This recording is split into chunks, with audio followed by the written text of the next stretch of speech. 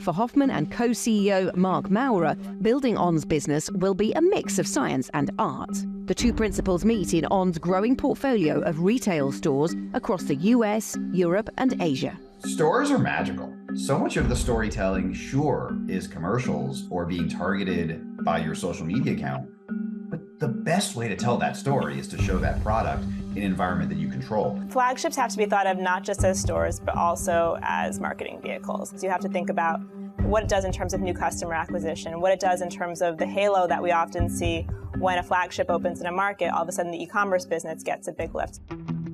On has opened stores in some of the world's trendiest shopping areas: Regent Street in London, NoHo in New York, Tokyo's fashionable Harajuku district.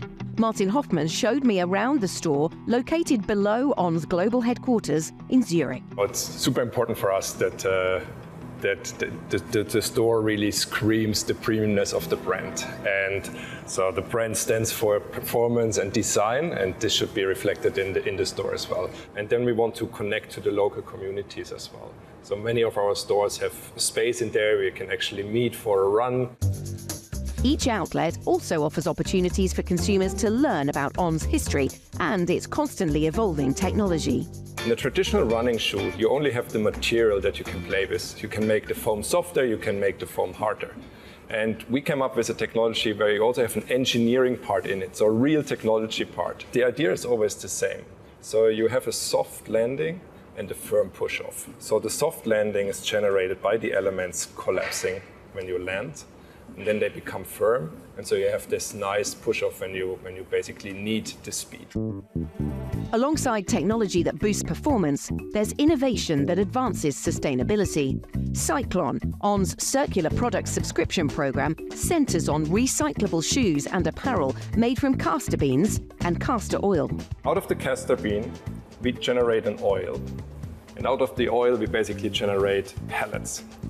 And from the pellets, we can make the outsole of the shoe, but we also make yarn for the upper. So the whole shoe is basically the same material out of that bean. And the advantage is that this product can be fully recycled. And because we felt this is a product that you shouldn't own, you can only subscribe for it. So you can only rent it, and only when you send your old product back, you get a new product. This sounds like good business because with a subscription model, you get loyalty from your customers. How do the financials work around that kind of product? Yeah, so for us, the most important thing is that the product comes back, so that really the customer engages in that circularity. And of course, it gives us a nice interaction with the customer at that important moment of repurchasing, and also offering more products that we have in that program. At the moment, it's still a pilot phase, but we already have 30,000 subscribers, so it's growing quickly.